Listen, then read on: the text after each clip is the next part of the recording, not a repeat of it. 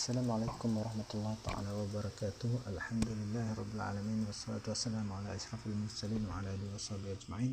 Bertemu lagi kita dalam sesi PDPR untuk pelajaran sirah tahun 5. Alhamdulillah, semoga semua pelajar berada dalam keadaan sihat dan sentiasa mengamalkan penjagaan kebersihan diri.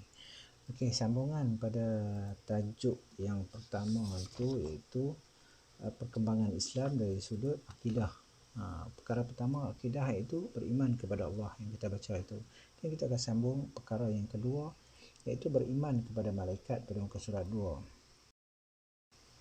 Beriman kepada malaikat iaitu malaikat ialah makhluk Allah Subhanahu Wa Taala yang dicipta daripada cahaya.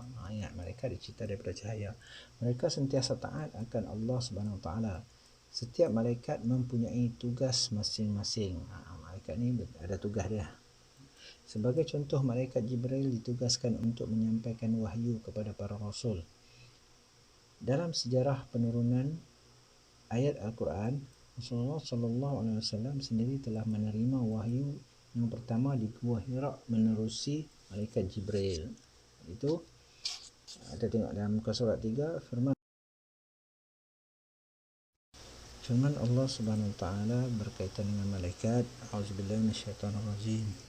Alhamdulillahi fatirus samawati wal ardi ja'ilil malaikati rusulan uli ajnihatin masna wa sulasa wa ruba'. Sadaqallahul azim. Surah Fatir ayat 1. Maksudnya, segala puji bagi Allah, pencipta langit dan bumi, yang menjadikan malaikat sebagai utusan yang menguruskan pelbagai urusan yang mempunyai sayap 2, 3 dan 4. Malaikat ni ada sayap. Dalam Quran cerita malaikat ni ada sayap. Macam mana? Wallahu alam.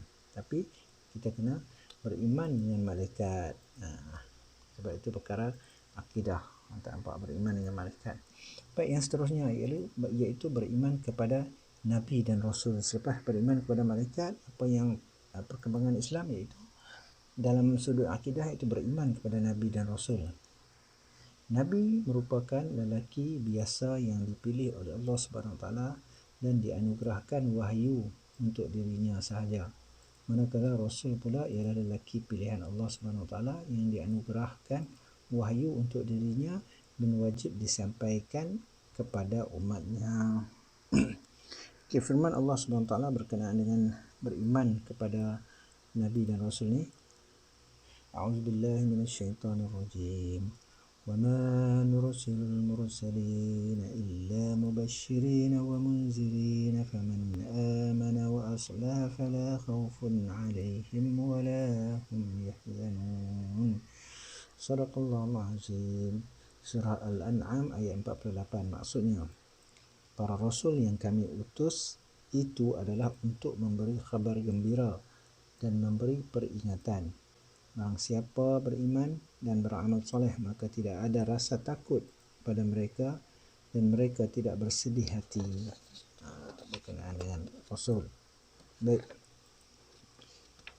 Itu beriman dengan Rasul dan Nabi. Perkara keempat dalam akidah iaitu selepas beriman kepada Allah, beriman kepada malaikat, beriman kepada Rasul, iaitu beriman kepada kitab pada muka surat 4. Okey, Allah Subhanahu Wa Taala telah menurunkan 4 buah kitab yang wajib kita imani, iaitu apa nama kitab itu? Kitab yang pertama Taurat. Taurat diturunkan kepada Nabi Musa alaihissalam, iaitu dalam bahasa Ibrani. Bahasa kitab itu bahasa Ibrani. Yang kedua, kitab Zabur diturunkan kepada Nabi Daud alaihissalam di dalam bahasa Qibti. Bahasa Qibti, bahasa Mesir. Kemudian yang ketiga, kitab Injil. Kitab Injil diturunkan kepada Nabi Isa alaihissalam di dalam bahasa Suryani. Itu kitab yang ketiga. Dan yang kitab yang terakhir ialah kitab Al-Quran yang diturunkan kepada Nabi kita Nabi Muhammad SAW, diturunkan dalam bahasa Arab. Ini 4 kitab yang diturunkan oleh Allah Subhanahu Wa Taala kepada nabi-nabi yang dilantik. Kitab-kitab ini dinamakan kitab Samawi. Kitab Samawi. Kemudian Al-Quran menjadi kitab terakhir yang kekal sehingga hari kiamat. Al-Quran merupakan mukjizat terbesar Rasulullah SAW. Itu perkara yang keempat. selepas beriman kepada Allah, beriman kepada malaikat, beriman kepada Rasul, beriman kepada kitab, dan seterusnya beriman kepada hari kiamat. Beriman kepada hari kiamat. Hari kiamat bermaksud hari kehancuran dan kemusnahan alam. Pada hari tersebut, semua makhluk dimatikan dan kemudian dibangkitkan semula di padang mahsyar untuk dihitung semua amalannya. Antara sebab orang Arab jahiliyah tidak mahu menerima seruan dakwah Rasulullah SAW adalah kerana mereka enggan beriman dengan hari akhirat.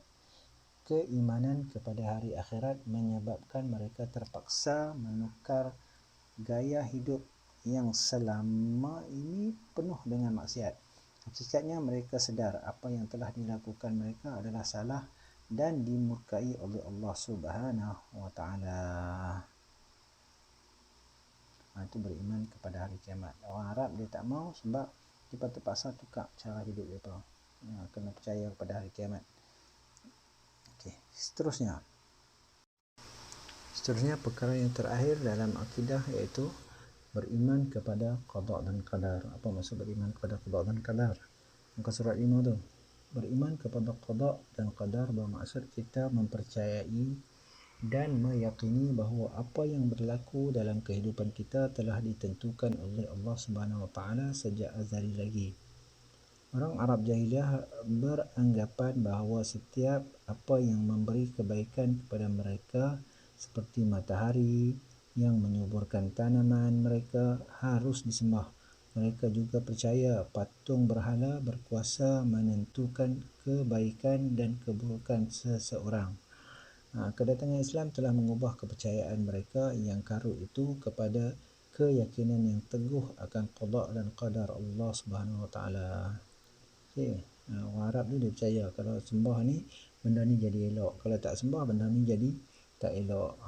Jadi depa pun sembahlah, sembah matahari, sembah patung. Jadi tu yang banyak patung lah. Kemudian pada penghayatan kita tengok satu yang bawah tu, akidah adalah asas utama dalam kehidupan manusia. Orang Islam mesti ada pegangan akidah yang kuat. Kalau tidak, jadi macam-macam lah. Yang kedua, Rasulullah SAW ialah Nabi dan Rasul yang terakhir. Ingat, Nabi wahyu utus untuk dia, tapi Rasul wahyu diutus untuk dia sampaikan kepada semua orang. Yang ketiga, Al-Quran adalah kitab yang terakhir dan lengkap dengan semua hukum serta pengajaran. Yang keempat, setiap amalan sama ada baik atau buruk akan dihitung dan dibalas. 5. Tiada satu pun makhluk yang dapat menentukan nasib seseorang. Itu beriman dengan qada dan qadar. Tak ada siapa pun yang boleh menentukan kecuali semuanya dah ditentukan oleh Allah Subhanahu Wa Taala. Itu adalah perkara yang terdapat di dalam akidah. Perkembangan ni berlaku pada zaman Nabi Muhammad, iaitu dalam mengembangkan Islam, dia mengubah kepercayaan ataupun keimanan orang Arab ni kepada beriman dengan Allah Subhanahu Wa Taala ni. Masuk pada sudut akidah ni dia ubah semua. Orang Arab ni percaya pada benda-benda karut-marut, jadi ditukarkan kepada beriman dengan Allah Subhanahu Wa Taala. Alhamdulillah, nanti kita akan sambung pada tajuk yang seterusnya. Assalamualaikum warahmatullahi taala wabarakatuh. Nanti dalam muka surat 6 tu ada latihan buat dan tangkap gambar. Snap gambar muka surat 6 dan muka surat 7, hantar pada saya. Baik. Alhamdulillah. Assalamualaikum warahmatullahi taala wabarakatuh.